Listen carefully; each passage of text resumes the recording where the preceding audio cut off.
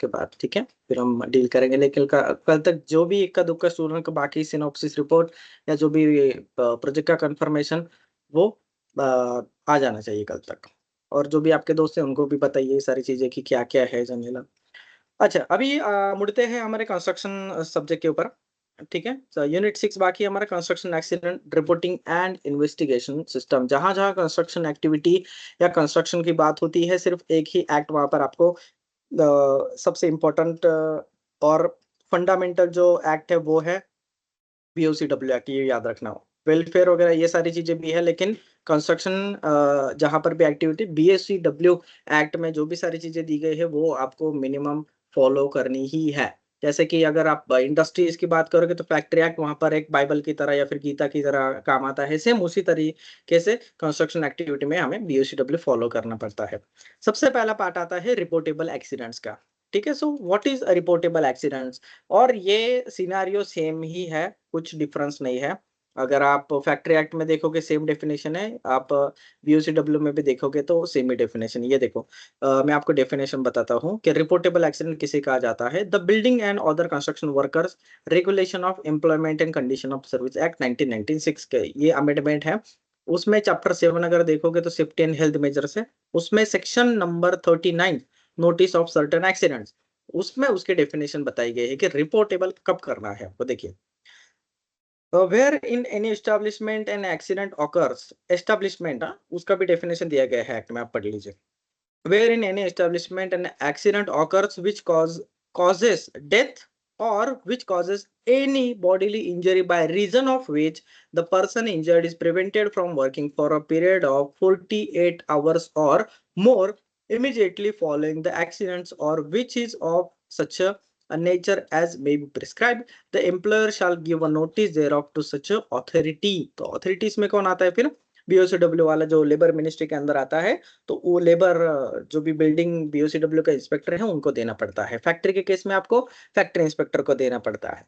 Factory के case में इसका पोर्टल है कि आपको रिपोर्टेबल एक्सीडेंट आप रिपोर्ट कर सकते हो। फैक्ट्री के कंसोल से, ठीक है, डिश वगैरह जो होता है तो उनके पोर्टल पर ही दिया जाता है। बीओसीडब्ल्यू का दोस्तों मैंने एक्चुअली देखा नहीं है, लेकिन अगर क्या रिपोर्टेबल एक्सीडेंट का ऑनलाइन सिस्टम है क्या, अगर है तो प्लीज आप बताइए जरा, किस तरीके से रिपोर्ट किया जाता है ये बताइए, ऑफलाइन है या ऑनलाइन है, और स्टेट का नाम भी बताइए मुझे प्लीज।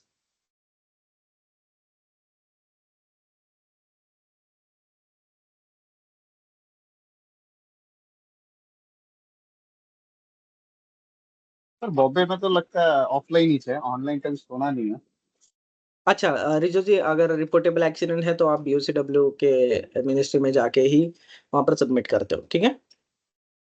हम्म। ओके। ओके, ठीक है, थैंक यू। आगे बढ़ते हैं। अब यहाँ पर देखिए, सेक्शन 39 सब सेक्शन 2 की बात कर रहा हूं मैं, ठीक है। अब on receipt of a notice under sub section 1, मतलब इसकी बात हो रही है नोटिस आने के बाद, मतलब जो भी एक्सीडेंट है उसको रिपोर्ट आने के बाद क्या करना है। The authority refer to it that sub section में मेक सच इन्वेस्टिगेशन और inquiry as it considers necessary. अगर उनको लगता है कि इसकी जरूरत है तो उसका क्या करेंगे, वो इन्वेस्टिगेशन करेंगे। हर रिपोर्टेबल एक्सीडेंट का इन्वेस्टिगेशन होता ही है।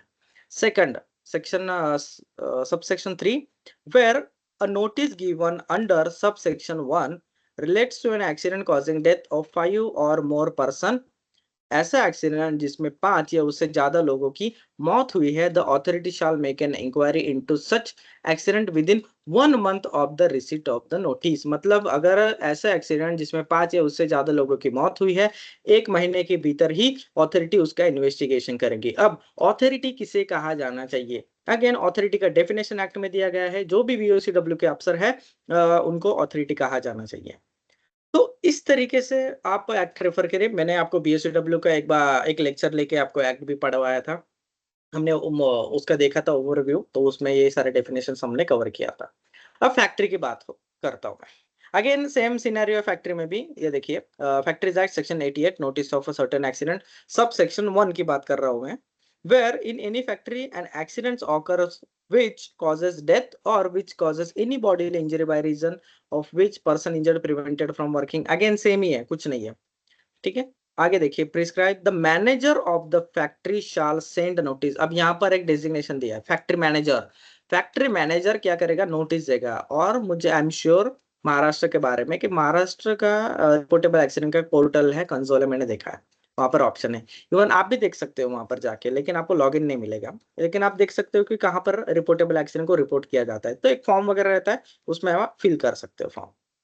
Factory shall send notice thereof such authorities and in such a form and within such a time as may be prescribed। ठीक है, तो आपको विद इन टाइम आपको रिपोर्ट करना पड़ता है, दैट्स इट। तो ये दिया गया है and this is reportable accident. मैं ये इंपॉर्टेंस क्यों दे रहा हूँ, पूछा जाता है, दैट्स इट। नेक्स्ट है near miss incident reporting. Near miss incident reporting authority को करने की जरूरत है क्या, बिल्कुल भी नहीं। नियर मिस इंसिडेंट रिपोर्टिंग आपको इंटरनली करना पड़ता है, इंटरनल रिकॉर्ड्स के लिए करना पड़ता है।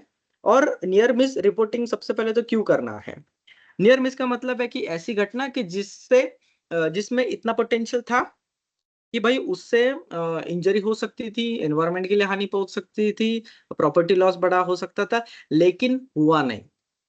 ठीक है, थोड़े से बच गया, मतलब ऐसा समझ लिया। ठीक है, नियर मिस मतलब अगर अगर मान लो कि एक आदमी अगर थोड़ा आगे होता तो फिर वहां पर एक्सीडेंट हो सकता था।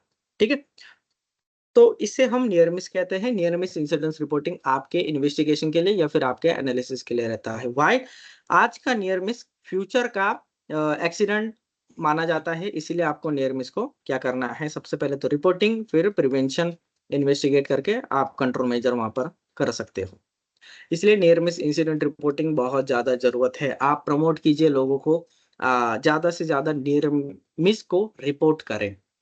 कुछ फैक्ट्रीज में, एक एमएनसी फैक्ट्री है, उसने नियर मिस को 0 करने का टारगेट लिया है। मतलब सोचो वो कहाँ, कौन से स्टेज पर है। कुछ इंडस्ट्रीज में तो एक्सीडेंट 0 नहीं हो रहे, तो नियर मिस कहाँ पर 0 होंगे। वो तो रिपोर्ट ही करना नहीं चाहते कि कम से कम रिपोर्ट आए। मैं चाहूंगा कि ऐसी इंडस्ट्री हो जिसका कल्चर आपको रिपोर्टिंग के लिए प्रमोट करे, क्योंकि जितने ज्यादा रिपोर्टिंग होगी ना दोस्तों, उतना ज्यादा क्या होगा, आपका बेनिफिट होगा, आपका सेफ्टी कल्चर डेवलप होगा, आपका हजार्ड वहां पर कम होगा, रिस्क एक्सेप्टेबल लेवल तक कम होगी, और एक्सीडेंट प्रिवेंशन होगा। और एक्सीडेंट जब आपके प्लांट में हो गई नहीं, तो होता क्या है कि आपके जो वर्कर है, आपकी जो जो टीम है, वो कॉन्फिडेंटली काम करती है, वहां प्रोडक्टिविटी बढ़ती है, मोटिवेशन बढ़ता है लोगों का। तो इसीलिए तो ये सब है। लेकिन माइंडसेट क्या हो चुका है बहुत सारी इंडस्ट्रीज का कि भाई यहाँ पर कंप्लायंस है, इसलिए हमने सेफ्टी वाला रखा है, कंप्लायंस है इसलिए ये चीज की टीम है। ऐसा नहीं है कि ये चीज की जरूरत है हमें। ऐसा जब माइंडसेट होगा और कुछ प्लांट का है, तो इस माइंडसेट को प्रमोट होना चाहिए कि ये चीज की हमें जरूरत है, क्योंकि प्लांट के डेवलपमेंट के लिए, इंडस्ट्री के डेवलपमेंट के लिए वहां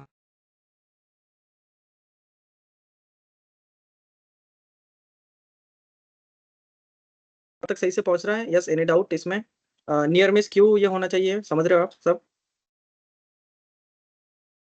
प्लीज मुझे कंफर्मेशन जी दीजिए सर। दोस्तों, आवाज पहुंच रहा है यस जी मेरा। Sir, sir. समझ रहे हैं। Thank yes you, sir. Thank you sir. अच्छा, आज का लेक्चर का ट्रांसक्रिप्ट भी है मेरे पास में, अगर आप देख सकते हो तो ट्रांसक्रिप्ट भी ये होता है माइक्रोसॉफ्ट टीम्स में। कुछ लोग चाहेंगे तो वो भी शेयर कर देंगे हम, मतलब कि क्या क्या स्क्रिप्ट जैसे होता है ना, सबटाइटल्स, उस तरीके से ये होता है। खैर, आगे बढ़ते हैं। नेक्स्ट है reporting to enforcement authority and insurance formalities. हाँ, ये दो दो चीजें हैं। रिपोर्टिंग मैंने कहा कि अगर ईमेल है या फिर ऑनलाइन सॉफ्टवेयर है या ऑफलाइन है, ऑफलाइन में आपको फिर पेपर वर्क करना पड़ेगा और वहां पर आपको रिपोर्ट सबमिट करना पड़ेगा। जब आप अथॉरिटी की बात करते हो, तो यहाँ पर अथॉरिटी का मतलब होता है कि जो भी गवर्नमेंट अथॉरिटी है, फैक्ट्री के केस में डीश है, कंस्ट्रक्शन के केस में बीओसीडब्ल्यू। तो ऐसे एनफोर्समेंट के साथ जब भी आप कम्युनिकेशन करते हो, तो लीगल वे रखना, मतलब ज्यादा से ज्यादा पेपर वर्क, ज्यादा से ज्यादा ईमेल बाजी करना, ओरली कम से कम करना।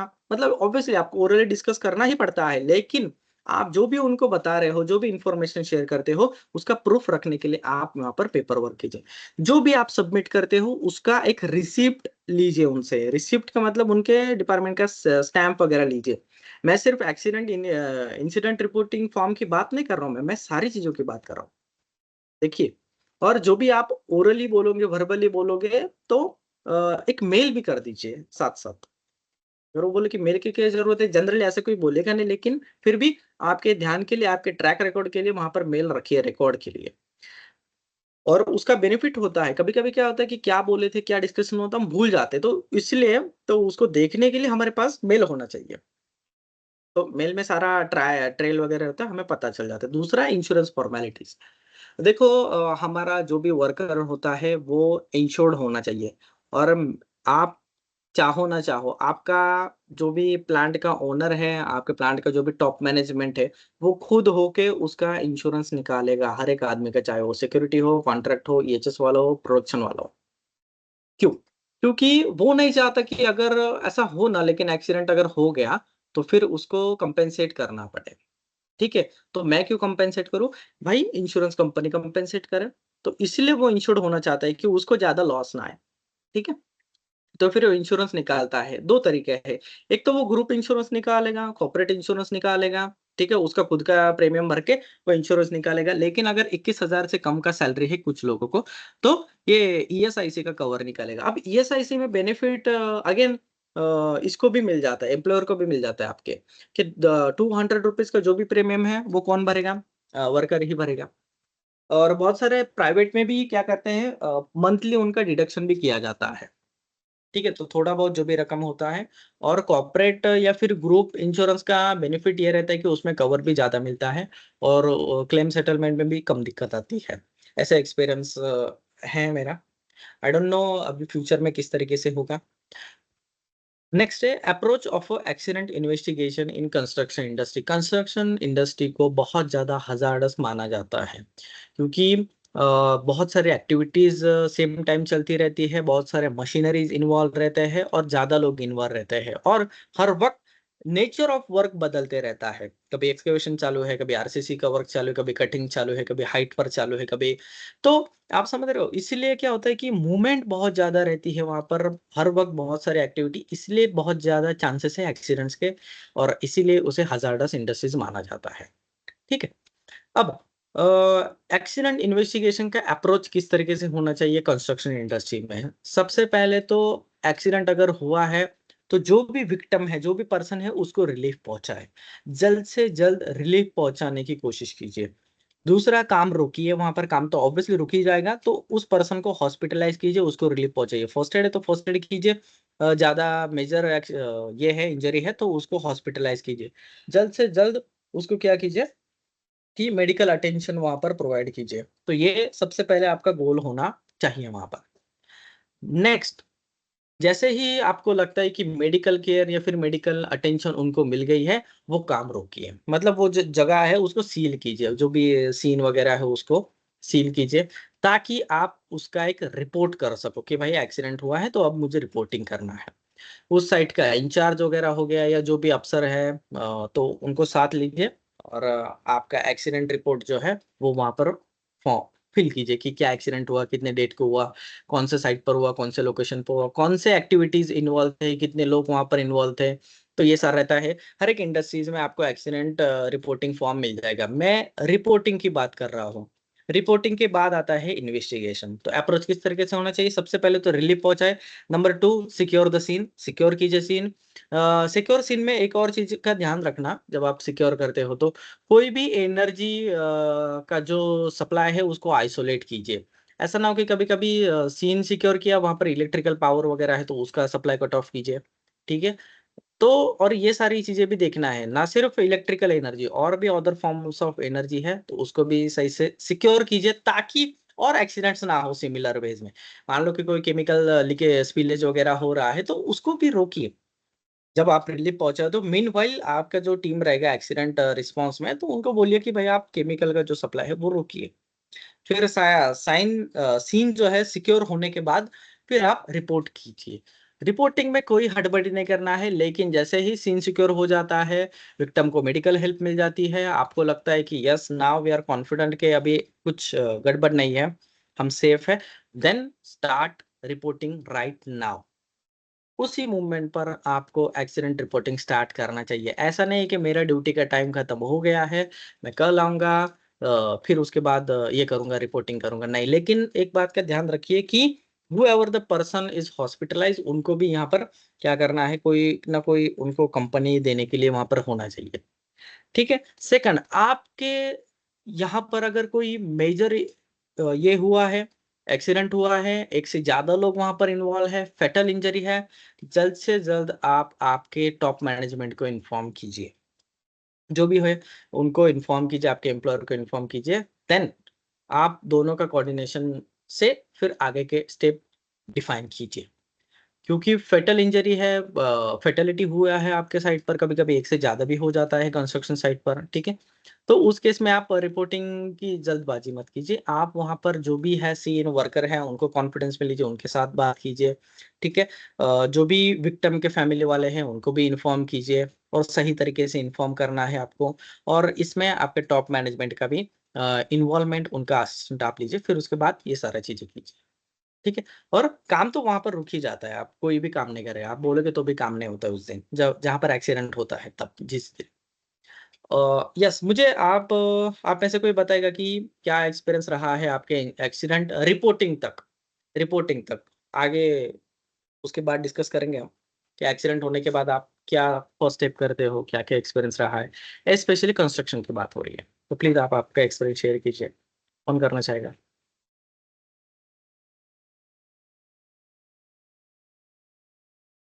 सर अगर कोई भी मिस हैपनिंग होता है साइट पे, लाइक या कोई इंजर्ड होता है, तो ओके। रिपोर्टिंग में करते हैं कि व्हाट्सएप पे जो ग्रुप है उसमें या ओरल वॉइस कॉल पे बता दिया, और हाँ। जो हमारा इंसिडेंट रिपोर्टिंग फॉर्म है विद इन 24 हाँ। आवर हमको रिपोर्ट करना पड़ता है, सर इंसिडेंट क्या हुआ, कैसे हुआ, करेक्ट। ऐसे। हम्म। Okay, good. और कोई शेयर करेगा? तो हम सभी यही प्रैक्टिस कर रहे हैं। ठीक है। तो यही सेम प्रैक्टिस है, जनरल प्रैक्टिस है। और कोई केस स्टडी बताना चाहेगा कि किस तरीके से कोई फेटल एक्सीडेंट या उसके केस में आप कितना देर लगा, टाइमलाइन बता पाएगा कोई? मेजर एक्सीडेंट है तो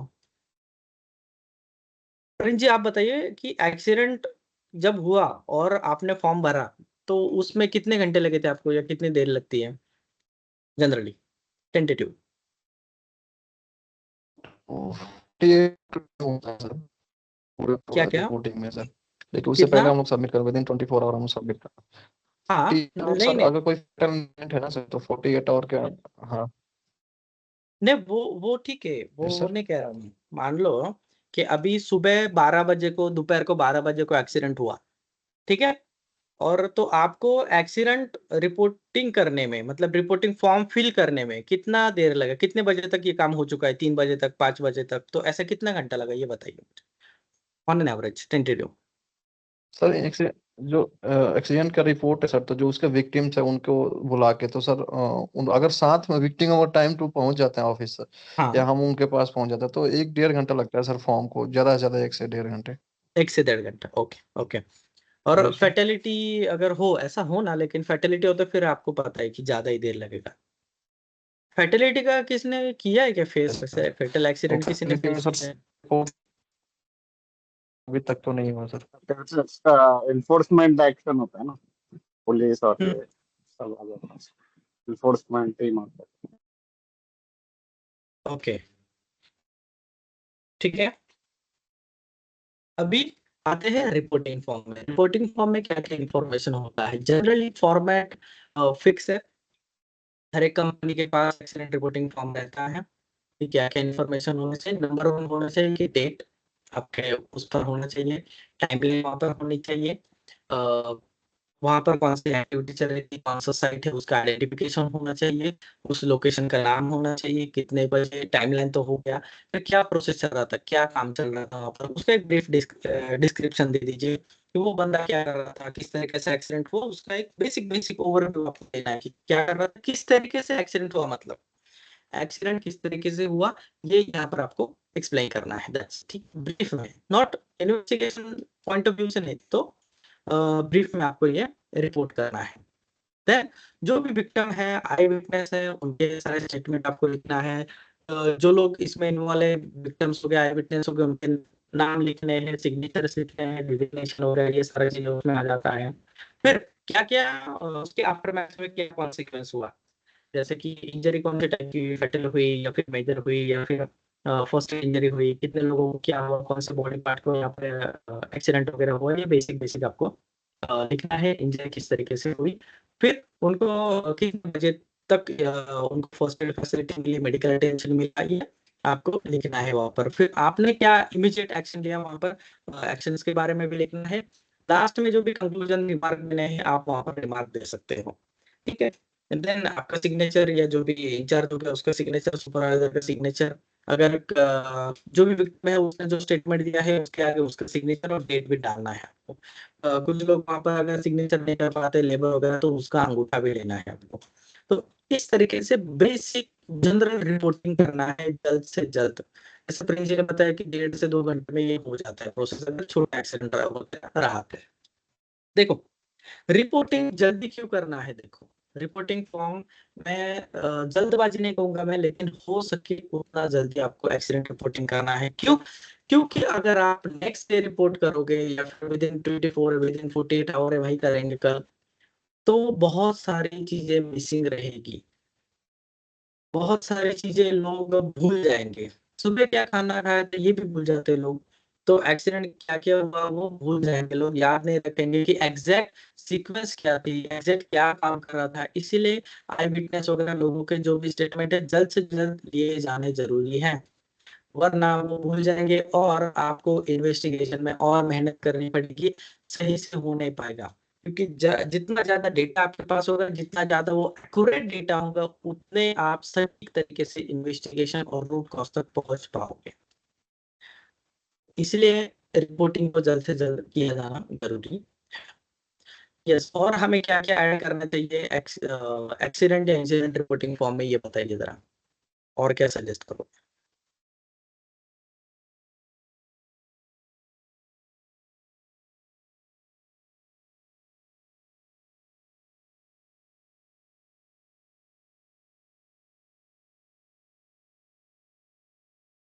ओके, कुछ नहीं, मतलब ऑलमोस्ट मैंने कवर कर दिया है, ठीक है। फॉल्ट ट्रेस नेक्स्ट, एनालिस्ट भी होना चाहिए सर। क्या क्या? फॉल्ट ट्री एनालिस्ट और ये भी होना चाहिए, टूल्स होना ऑफ चाहिए। कोर्स, उसमें भी ऑफ कोर्स, ऑफ कोर्स। उसमें भी प्रॉपर लाइक रूट कॉज पता चलेगा फॉल्ट ट्री एनालिस्ट में। तो ये भी यस यस अच्छा यस, है, ऑफ कोर्स। टूल्स है अपने पास।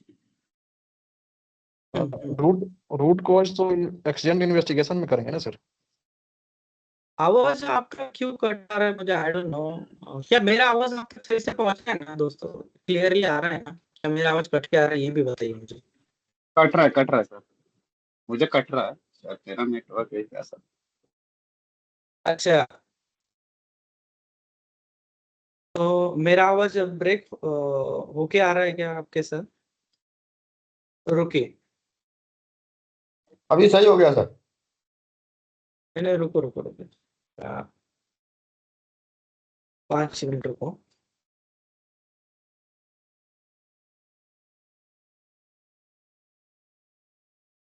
वही सोच रहा हूँ, तो बेकार है।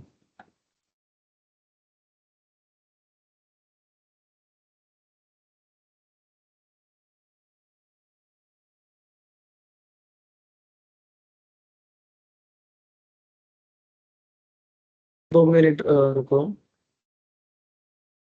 और मैं आपको बार बार रिक्वेस्ट करता हूँ कि आप अ, मुझे बताइए कि मेरा आवाज कट के आ रहा है, क्लियर आ रहा है।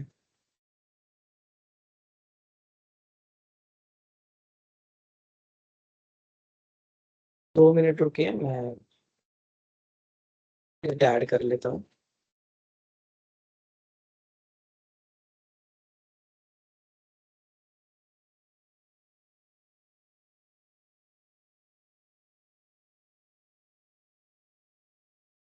एक 2 मिनट का ब्रेक लेता हूँ, 8:35 को हम शार्प स्टार्ट करेंगे, कहीं जाना नहीं है, 2 मिनट रुकिए।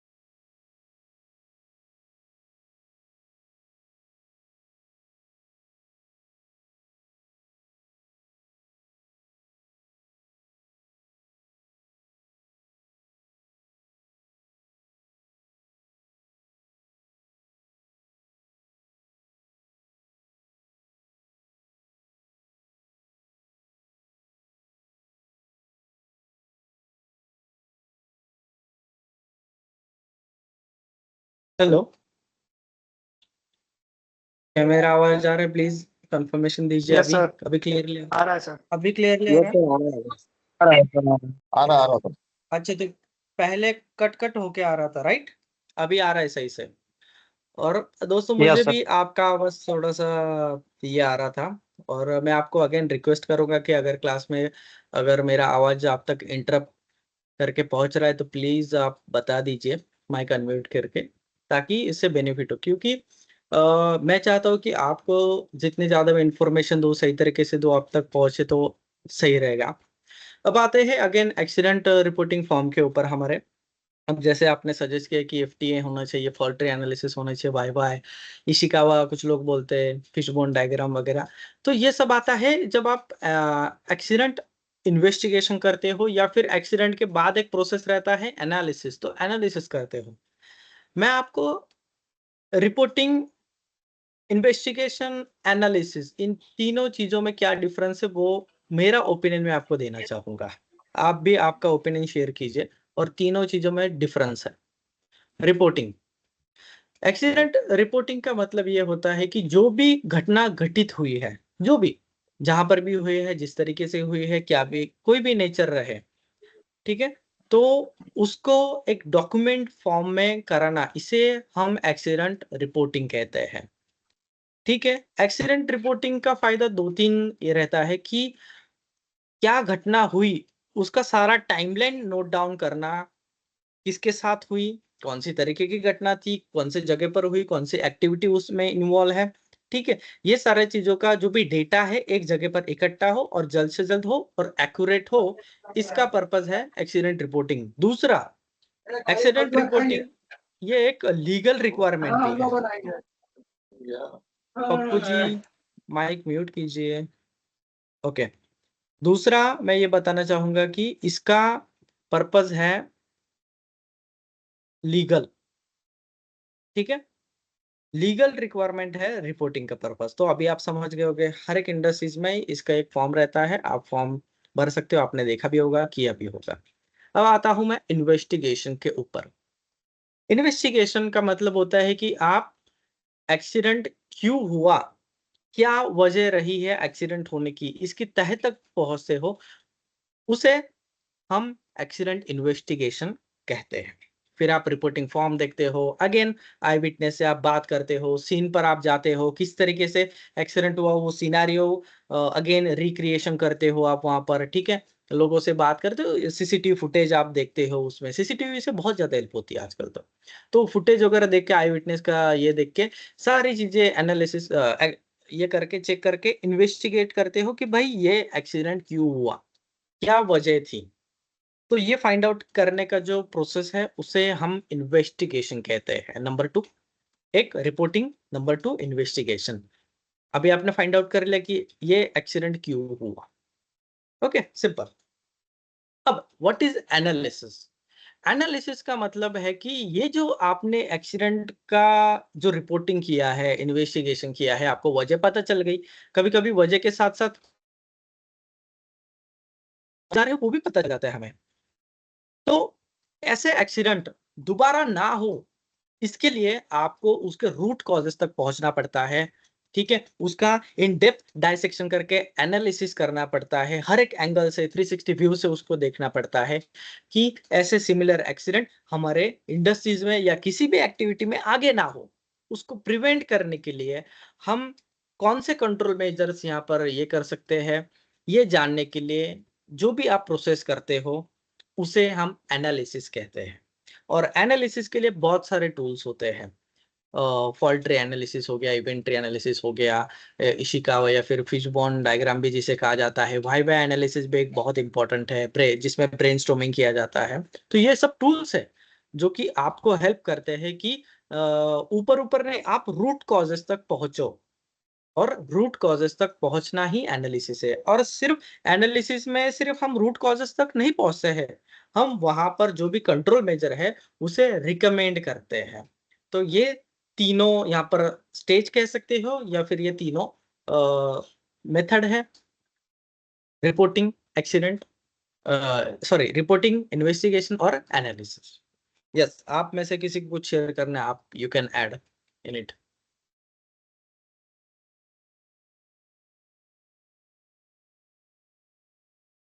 जी गणेश जी बोलिए, गणेश गिरा से। सर उसमें हम लोग एक कापा रिपोर्ट करके फिलअप करेक्ट, करते हैं, करेक्टिव एक्शन और प्रिवेंटिव एक्शन करके। यस यस, उसके बारे में बताइए, चलिए कापा के बारे में बताइए कि आपने करेक्टिव एक्शन क्या लिया।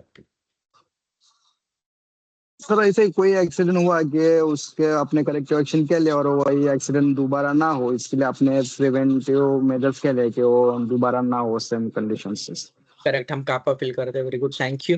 गणेश जी, क्या कापा जो है ये एनालिसिस का एक एनालिसिस से ट्रिगर हुआ एक एक्शन है, यस और नो? सर नो, लेकिन कर सकते हैं सर, ऐसा ही एनालिसिस में नहीं, वो हेल्प कर करना ही सकता पड़ता है। है। सी कापा जी जब हम ऑडिट करते हैं ना, हाँ कापा देखता है, कोई भी जी ऑडिटर अगर आपके यहाँ आएगा ना, ये इंटरनल हो जी एक्सटर्नल, आप खुद भी देखोगे कि अरे भाई एक्सीडेंट हुआ है, हाँ मतलब हाँ कापा होना चाहिए, सिंपल। जी हाँ, तो मैं क्वेश्चन मेरा ध्यान से सुनिए सभी। क्या कापा आपके एक्सीडेंट इन्वेस्टिगेशन से ट्रिगर हुआ हुआ एक नेक्स्ट स्टेप है क्या, यस और no? Yes. Yes, good. CAPA आपके एक्सीडेंट एनालिसिस का ट्रिगर हुआ, मतलब उसका नेक्स्ट स्टेप आप कह सकते हो कि एनालिसिस के बेस पर ही आप कापा करते हो, ठीक है। तो कापा से बहुत ज्यादा फायदा होता है, प्रिवेंशन होता है। और एक्सीडेंट एनालिसिस का मैं एक और एक फॉर्म बताना चाहूंगा आपको। एक्सीडेंट एनालिसिस में कभी-कभी एक से ज्यादा एक्सीडेंट का भी स्टडी किया जाता है। Why? To find the patterns, to decide the priorities. जैसे कि क्वार्टरली ले लो या फिर ईयरली ले लो, या कभी-कभी 5 ईयरली पर भी होता है कि पिछले 1 साल में, पिछले 6 महीनों में कौन से टाइप के एक्सीडेंट हुए, कितने एक्सीडेंट हुए, कौन-सा प्रोसेस ज़्यादा इन्वॉल्व था, कौन से एरियाज़ में हमें ज़्यादा ध्यान देने की ज़रूरत है, कौन से प्रोसेस में ज़्यादा ध्यान देने की ज़रूरत है, कौन से टाइप के एक्सीडेंट ज़्यादा हो रहे हैं। तो आप क्या करते हो एक्सीडेंट इन्वेस्टिगेशन से, ये प्रायोरिटाइज़ करते हो कि भाई मेरे यहाँ पर फॉल फ्रॉम हाइट के ज़्यादा एक्सीडेंट हो रहे हैं, तो उसको प्रायोरिटी दे, ठीक है? तो उसके यहाँ पर हमें कंट्रोल मेजर्स इम्प्लीमेंट करने के लिए प्रायोरिटी देना चाहिए। लेकिन मेरे यहाँ पर साल में सिर्फ 1 ही बार फायर का एक्सीडेंट हो रहा है और 10 फॉल फ्रॉम हाइट का हो रहा है, तो आप भी आसानी से डिसाइड कर पाते हो कि भाई मुझे फॉल फ्रॉम हाइट या फिर वर्क एट हाइट का ज़्यादा प्रायोरिटी देना है इंस्टेड ऑफ फायर फाइटिंग, तो उसको सेकंड प्रायोरिटी फिर मिलेगी। तो ये डेटा आपके पास कब आएगा? कब आपको ये सारी पिक्चर क्लियर होगी? जब आपके पास आप डेटा होना चाहिए, सारा जो भी एक्सीडेंट इन्वेस्टिगेशन रिपोर्टिंग फॉर्म का एक कंपाइलेशन करके आप पूरे साल का एक डैशबोर्ड बनाइए, उसके बाद आपको ये सारी चीज़ें पता चल जाएगा। और ये सब चेक करना, इसे ही हम एनालिसिस कहते हैं, दैट्स इट, बाकी कुछ नहीं है। आते हैं आगे। यूज ऑफ एनी टूल, हाँ देखो मैंने बताया था आपको, टूल ऑफ इन्वेस्टिगेशन टेक्निक्स, जैसे कि root cause analysis, for example why root cause find out करने के लिए, ठीक है। 2 टाइप के कॉज होते हैं, एक होता है इमीडिएट कॉज जो कि आपको ऊपर ऊपर दिखता है, ठीक है, और दूसरा होता है रूट कॉज। मान लो कि कोई बंदा अगर हाइट पर से नीचे गिर गया, ठीक है, फिर हम देखते हैं कि वो हाइट पर से नीचे क्यों गिर गया, क्योंकि उसका पैर स्लिप हुआ था, या फिर फ्रैजाइल रूफ था, वो नीचे टूट के नीचे गिर गया, ठीक है। तो इमीडिएट कॉज क्या है कि उसका पैर स्लिप हो गया, या फिर वहां पर रूफ था, वो फ्रैजाइल था, रस्टी था, तो टूट गया, नीचे गिर गया। लेकिन वो जो भी रूफ है वो स्लिपरी क्यों था, या फिर वो जो भी रूफ है वो रस्टी क्यों था, तो फिर अगेन उसके जो भी रीजन है उसको आप फाइंड आउट करते हो, क्योंकि रूफ का मेंटेनेंस ही नहीं हुआ था। नेक्स्ट, क्या रूफ का मेंटेनेंस क्यों नहीं हुआ था, ये अगेन आप आगे फाइंड आउट करते हो कि रूफ का मेंटेनेंस क्यों नहीं हुआ था, क्या ऐसे उनकी प्रोसेस है क्या कि प्रिवेंटिव मेंटेनेंस ऑफ रूफ वगैरह, या फिर जो भी रूफ के शीट्स वगैरह है उनका रिप्लेसमेंट का कुछ फ्रीक्वेंसी है कि 1 साल, 2 साल, 5 साल, तो उसका इंस्पेक्शन हुआ था कि अगर नहीं है तो क्यों नहीं हुआ था, क्योंकि एसओपी नहीं है, एसओपी क्यों नहीं है, फिर कौन जिम्मेदार है, या फिर क्यों नहीं है एसओपी। तो इसके लिए जो होता है इन्वेस्टिगेशन टेक्निक्स और ये सारे जो टूल्स होते हैं वो हम इस्तेमाल करते हैं। क्यों? क्योंकि हमें सिर्फ इमीडिएट कॉजेस नहीं फाइंड आउट करना है, हमें रूट कॉजेस फाइंड आउट करने हैं। क्योंकि आप इमीडिएट कॉजेस को अगर आपने कंट्रोल मेजर ले भी लिया तो भी रूट कॉज वहां ही रहने वाला है। मान लो कि आपने जो भी जिस शीट पर, जिस पत्रे पर गंज लगा था उसको रिप्लेस भी कर दिया मान लो एक्सीडेंट के बाद, लेकिन फिर भी फ्यूचर में जाके बाकी के शीट्स को तो जंग लगने ही वाला है।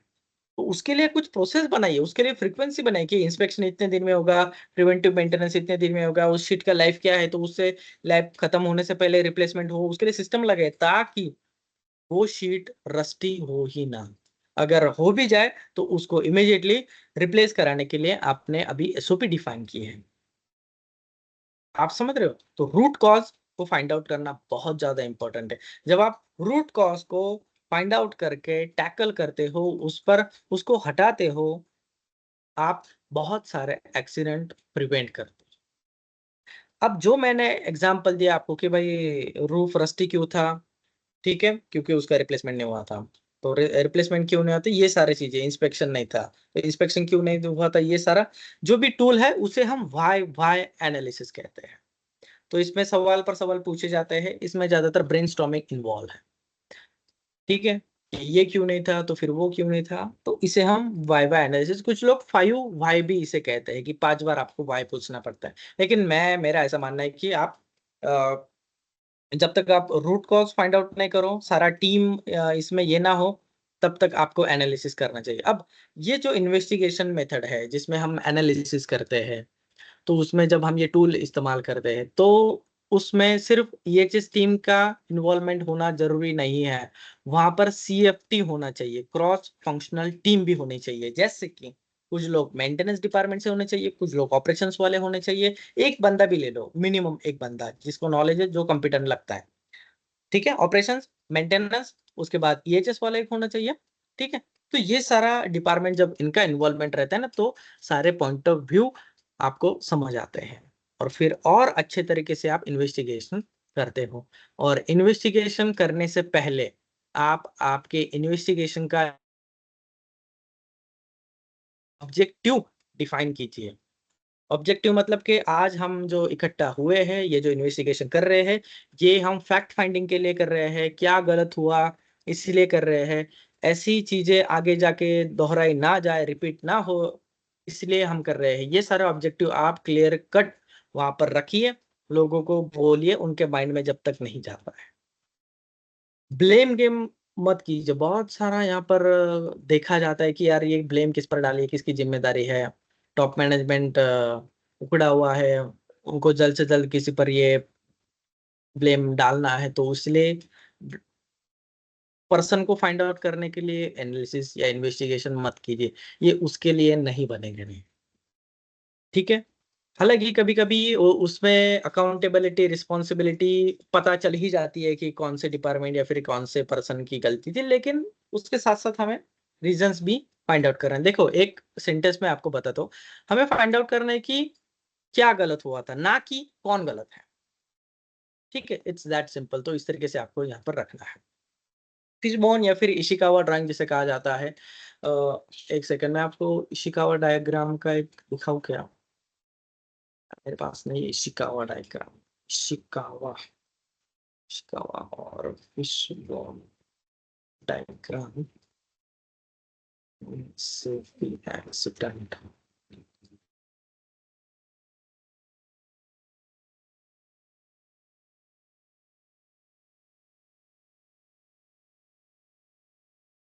आपको दिख रहा है अभी? तो ये जो भी दिख रहा है आपको, ये एक मछली के एक तरह दिख रहा है, आपको दिख रहा है, या इसे मछली का हेड कहा जाता है, इसे फिश का एक टेल कहा जाता है। इसमें क्या हम चेक करते हैं, method, machine, man, environment, measurement, material. आपको जो जो पैरामीटर आपको डिफाइन करना है उसमें ये कर सकते हैं। तो ये फिश के क्या एक मेन बोन्स है, आप समझ रहे हो? तो इस तरीके से फिर अब ये देखिए कि आदमी के कौन से फैक्टर्स इसमें इन्वॉल्व है। Driving too fast, late for work, गाड़ी जोर से चला रहा था, क्यों? क्योंकि काम के लिए लेट हुआ था। यहाँ पर देख रहे हो कि आदमी के कौन से फैक्टर है, क्योंकि वो गाड़ी जोर से चला रहा था। गाड़ी क्यों जोर से चल रहा था? लेट फॉर वर्क, क्योंकि वो काम के लिए लेट हुआ था, याद रखना। नेक्स्ट है सही तरीके से गाड़ी नहीं चला रहा था। क्यों नहीं चला रहा था? क्योंकि उसके पास प्रैक्टिस ही नहीं है, ट्रेनिंग ही नहीं है। नेक्स्ट एनवायरमेंट देखिए, अभी एनवायरमेंट की बात हो रही है, और ये हम क्यों क्या फाइंड आउट कर रहे हैं? ट्रैफिक एक्सीडेंट का इन्वेस्टिगेशन चल रहा है। तो जो भी मेन प्रॉब्लम है वो आप यहाँ पर लिख सकते हो, जो भी एक्सीडेंट हुआ है, जिस टाइप का भी हुआ है। रास्ते खराब थे, स्लीपर रोड था। स्लीपर रोड क्यों है? क्योंकि बारिश हुई थी। Then environment, small road potholes, गड्ढे थे रास्ते पर। क्यों? क्योंकि उनका मेंटेनेंस भी नहीं होता। आदमी भी जिम्मेदार है, एनवायरमेंट भी जिम्मेदार है। देखिए machine, vehicle in poor condition, आपके जो भी व्हीकल था वो सही से मेंटेन नहीं था, पुअर कंडीशन में था। मशीन का परफॉर्मेंस सही से था क्या? नहीं, क्योंकि पुरानी गाड़ी थी, सेकंड हैंड व्हीकल था। Measurement, not monitoring speed, speed को देखा नहीं गया था। क्यों? क्योंकि पुअर कॉन्सेंट्रेशन, ध्यान ही नहीं दे रहा था वो।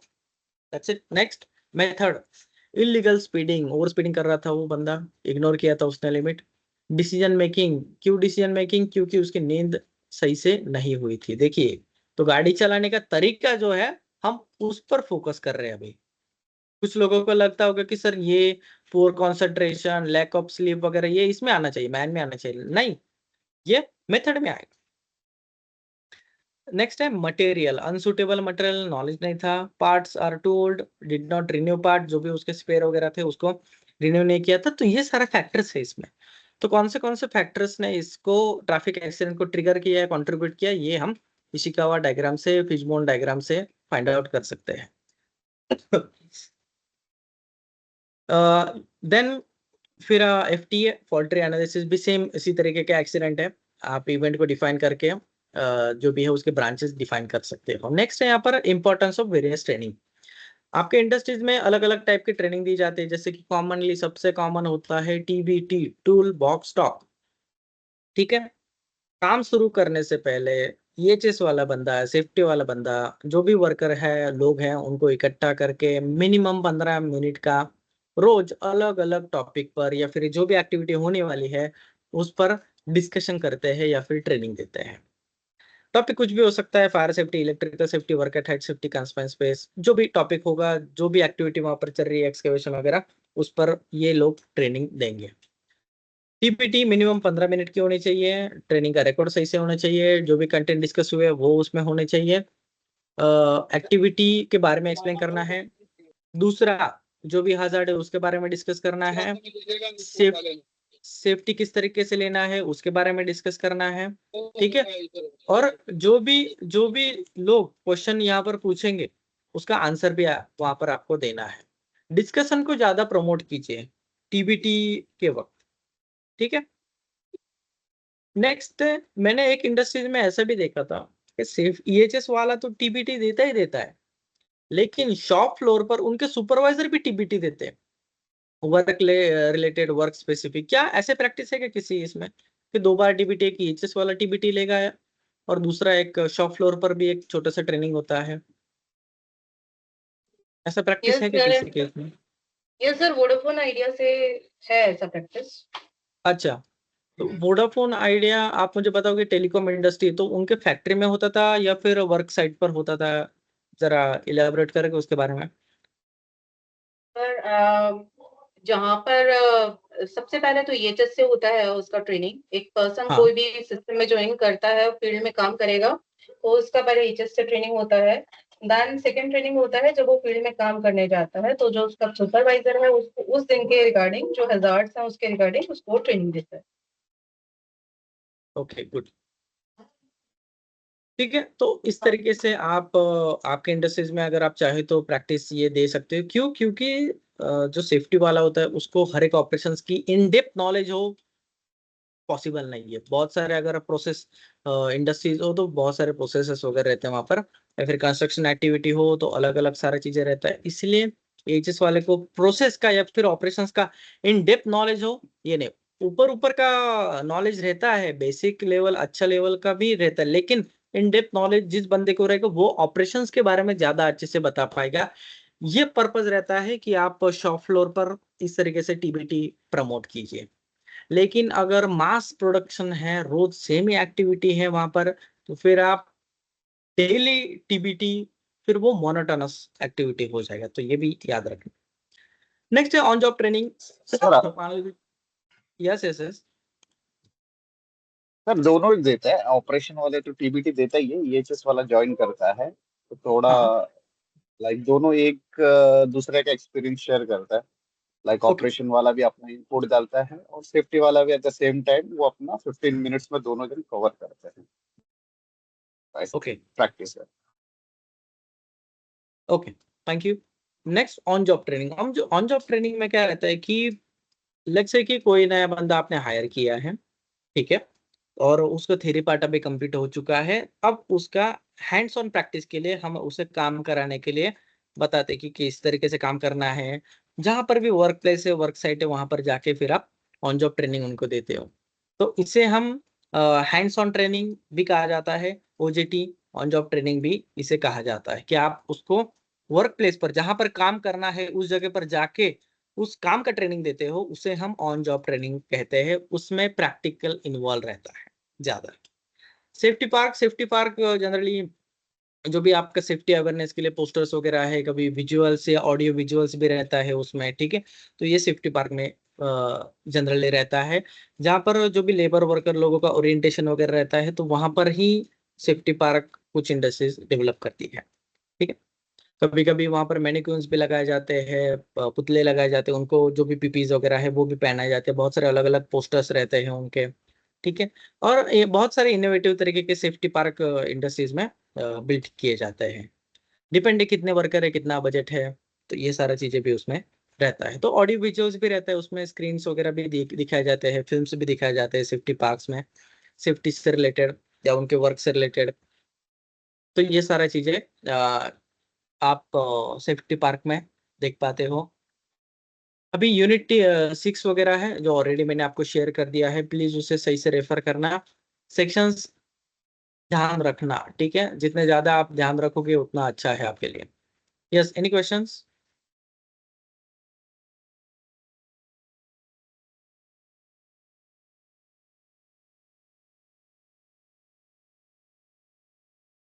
मैं आप सभी को जिनका बाकी है उनके लिए बताना चाहूंगा